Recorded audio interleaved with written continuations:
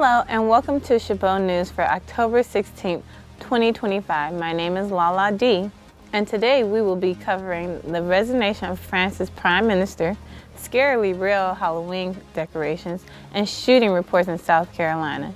And in sports news, Ivan Davis has the latest updates on the American Basketball Association.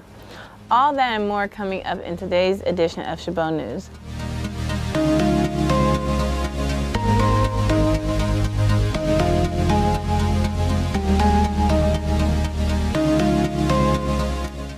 Down in San Isidro, the front line of America's border security is facing crisis of its own.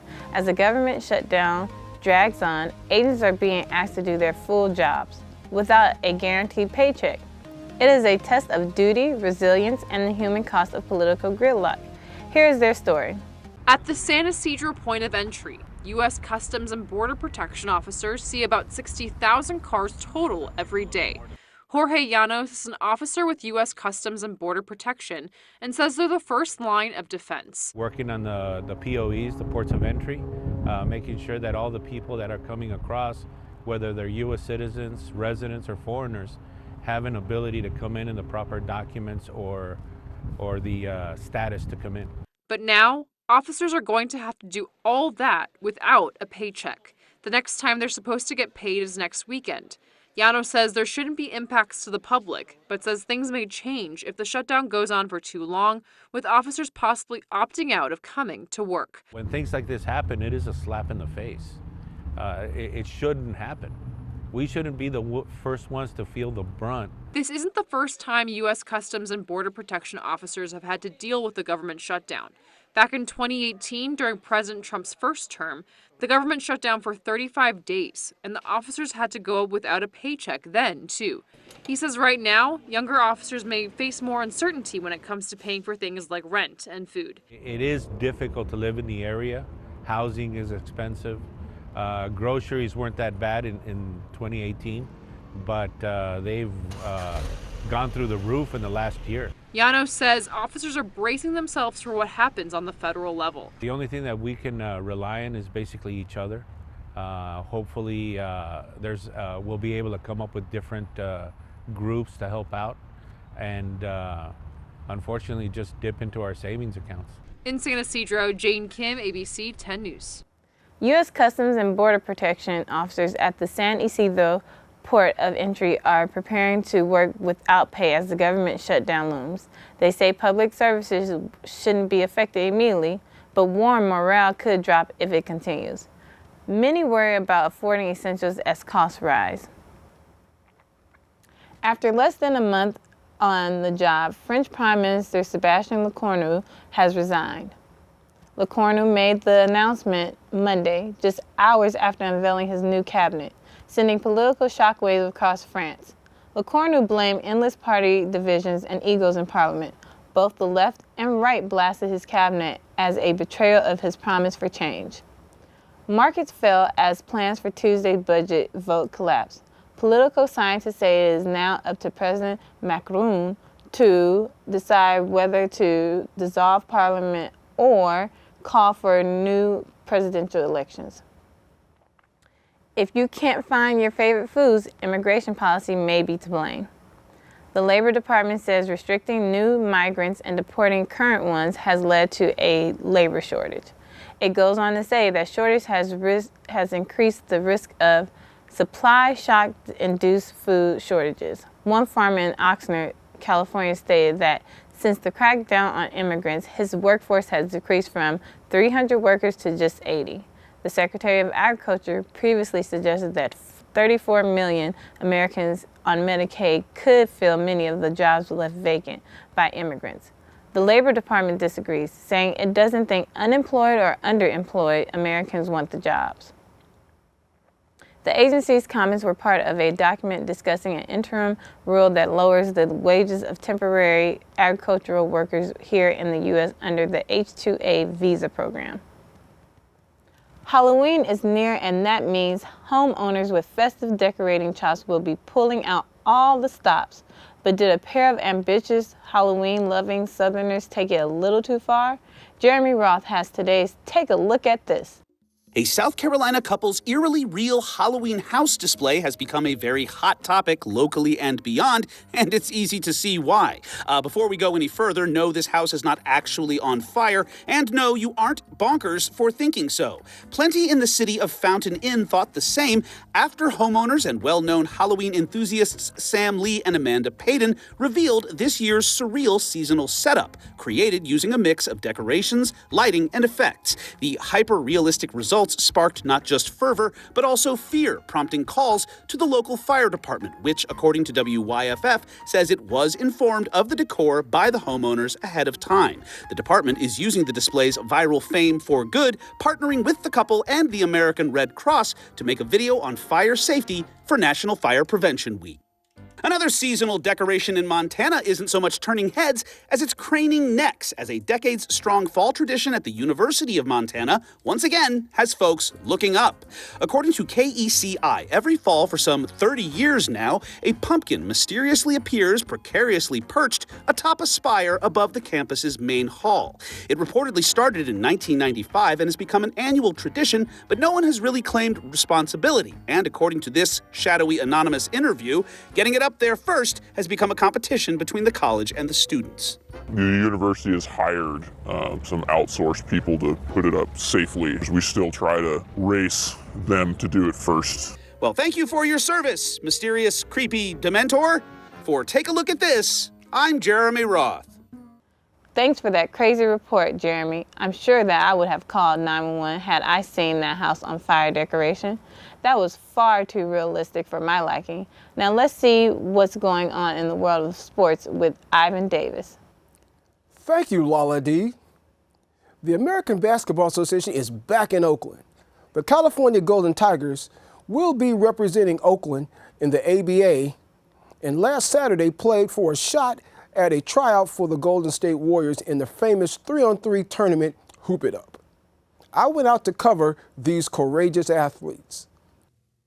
The Golden Tigers hit the blacktop in one of the toughest street ball tournaments on the West Coast, Hoop It Up, 3-on-3. With $2,000 on the line, the Golden Tigers battled through elite competition and made it all the way to the Final Four. Earlier, after the first win, I asked three of the players how they did Game 1, what they needed to do, and the love of playing basketball. We faced adversity, got the job done. It was a team effort. All three of us did our part, played together, and got the job done. I feel like I did good, but there's always work to do. Floor was slippery. Trying to get my feet right on the floor. But once the floor is dried up for next game, we should be ready to go, and we should be a more powerful team. We just love to hoop. You know what I'm saying? That's what we're here for. If money happens to come with it, we'll take it. But we just here to put on a good show. Division III All-American guard DeQuaylen DQ Bagsby was electric, running past defenders like they were standing still, plus he is a marksman from the three-point line. School is in session for all who dare to guard him. Shakir Howard owned the paint, bullying his way to buckets and boards. He is a great compliment to Bagsby, and he also can hit the three-point shot, which makes him quite versatile and almost unstoppable.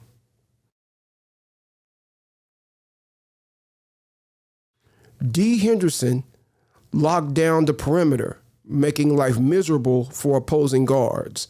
And he was dominant inside the paint and outside the paint with the three-point shot.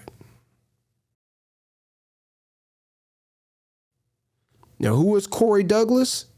A human wall with multiple blocks. All he did all day was change shooters' shots and lock them down, making it quite difficult for players to shoot over his long, outstretched arms. The Golden Tigers didn't take home the bag, but they did make noise in a difficult field and ended the day with a 5-2 record. This showed the Golden Tigers are built for the big moments. This is Ivan Davis of Chabot News. The California Golden Tigers represented Oakland in the ABA and made a strong showing at the Hoop It Up 3-on-3 tournament. The team reached the Final Four powered by standout performances from DQ Bagsby, Shakir Howard, Dee Henderson, and Corey Douglas.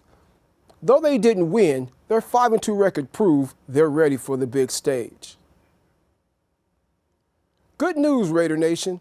The Raiders stopped a 4-game losing streak by beating the Titans in Las Vegas, which got the Titans coach fired after the game.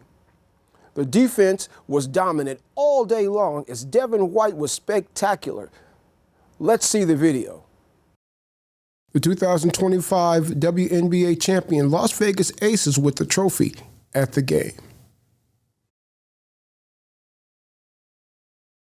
In the second quarter, with the Raiders up 3-0, Titans Cam Ward is sacked by Devin White of the Raiders and fumbles the ball, which is recovered by Tyree Wilson at the Tennessee 2-yard line.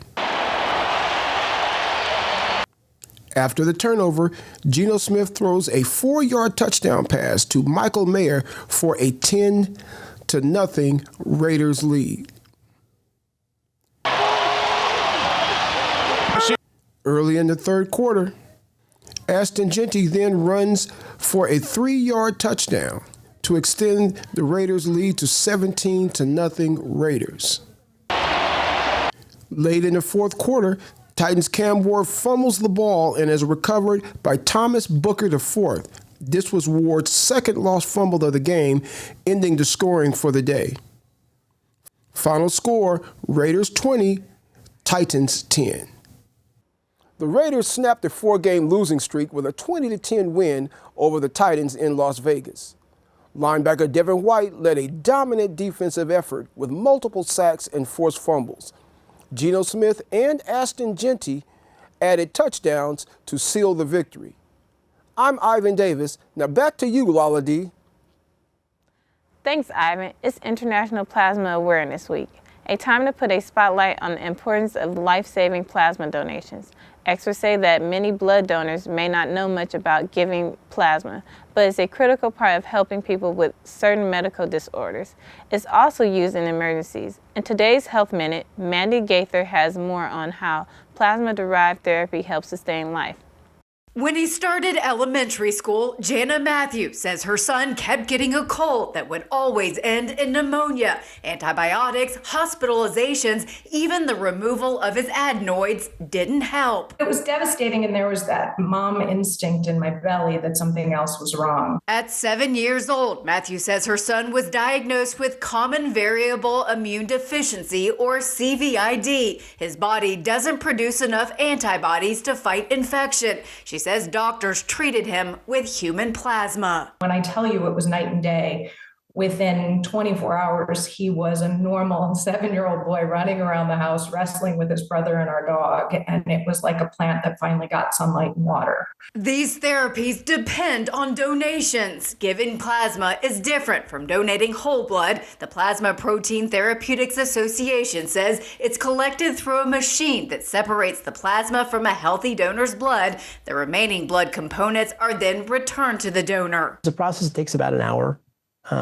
And has about the same side effects as general blood donation. You might feel a little dizzy, maybe a little fatigued the day after. Now, at age 23, Matthew's son has received plasma every week since his diagnosis. My son is now thriving and living amongst the rest of us and achieving as an adult, and it just seems incredible. For Health Minute, I'm Mandy Gaither. Thank you for that informative report, Mandy. You can find more information about plasma donation and find a plasma donation center near you by visiting plasmaweek.org. Former FBI Director James Comey entered a not guilty plea today. The arraignment follows public statements from President Donald Trump in which he's called for Comey and others to be prosecuted. Michael Yoshida reports. Former FBI Director James Comey pleaded not guilty Wednesday to charges of providing false statements and obstructing a congressional proceeding. He's accused of lying to Congress in 2020 when he was asked about leaks of classified information. The former top cop and vocal critic of President Donald Trump previously proclaimed his innocence in a brief video. My family and I have known for years that there are costs to standing up to Donald Trump. Trump fired Comey in 2017 over the FBI's investigation into Russian election meddling. More recently, in a September social media post addressed to Attorney General Pam Bondi, the president openly called for the Justice Department to go after Comey and other political enemies. Shortly after that post, Trump appointed Lindsay Halligan, a White House aide who's never been a prosecutor, as an interim U.S. attorney. Her predecessor resigned following continued pressure to bring criminal charges against Comey and another Trump enemy. Days after her appointment, Halligan presented the case to a grand jury, resulting in Comey's indictment. They are systematically going after their political enemies. We are applying the law equally to everybody, and that means rooting out corruption. Comey's lawyers plan to ask the judge to throw out the charges, claiming among other things that, quote, this prosecution was brought by President Trump. Arguments are set to be heard in November and December, and if the case moves forward, a trial date is set for January 5th. In Washington, I'm Michael Yoshida. Comey was arraigned on 2 criminal charges related to the statements he made during 2020 congressional testimony. Acting U.S. Attorney Bill O'Reilly announced the arrest of the 29-year-old Jonathan Rendernight on a criminal complaint charging him with maliciously starting what became the Palisades fire in January.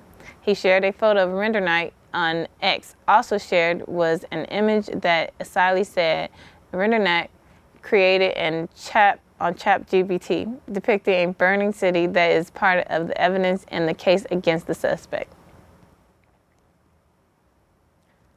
A Utah family decided to make the most of the mud and water after Saturday's record rainfall. Amy Nay has the story. Little problem here, and of course, a Farmington family decided to make the most of the mess this weekend, attempting to wake surf in their backyard. Yeah! A lot of water coming into the yard nonstop, and my husband's hunting, and I thought there's nothing I can do about this. So my kids started playing in it, and then I thought, I think we can do one better. So I grabbed a ski rope and we put it on the back of the car, and off we went. Were you worried about your kids getting hurt or dragged behind your car? Because we're going to have to say, don't try this at home. I was careful. I'll say I was careful, but I think sometimes we're too careful in this world. So I think a little bit of excitement's okay. Stacy Durius has 4 older brothers, and she got one of them to jump in on the fun. They are usually the ones that are telling me to do crazy things and getting me when I was younger to do crazy things. And now I'm the younger sister who brings them to come and play with me too. That's cold. Putting on his wetsuit and getting right in, her kids watching from the back of her car. Stacy says she's never seen this kind of water in her yard and corral area here in Farmington, where she runs a small farm and keeps horses. The record rainfall Saturday transformed this into a muddy mess. I was like, oh man, the kids are going to be a mess. And then I thought, you know what, let's just make the best of this and go have some fun. And it looks like they did. Turning a flooded yard into a wave of laughter, one family proves that sometimes the best memories come from life's biggest messes. In Farmington, they didn't just weather the storm, they rode it. Police are investigating 2 shootings that took place on the South Carolina State University campus on Saturday. This was homecoming weekend at the school, and university officials canceled a concert that was scheduled because of the shooting. Authorities say a woman died in one of the shootings, and a man was wounded in the second incident. Investigators believe the shootings are separate and not connected. They say the victims were not students at the school, but people visiting for the homecoming events. Police arrested an 18-year-old for firing shots at someone and carrying a weapon on campus. It is unclear if the teen, Matthew McCoy, was involved in either shooting. Police say they are still investigating. That's all for Chabot News this week. Thanks to all the students and staff in the Mass Communications Department here at Chabot College for making this production possible. You can watch us anytime online at youtube.com/ChabotTV. Stay tuned to KCTH Channel 27 on Comcast for more Chabot TV.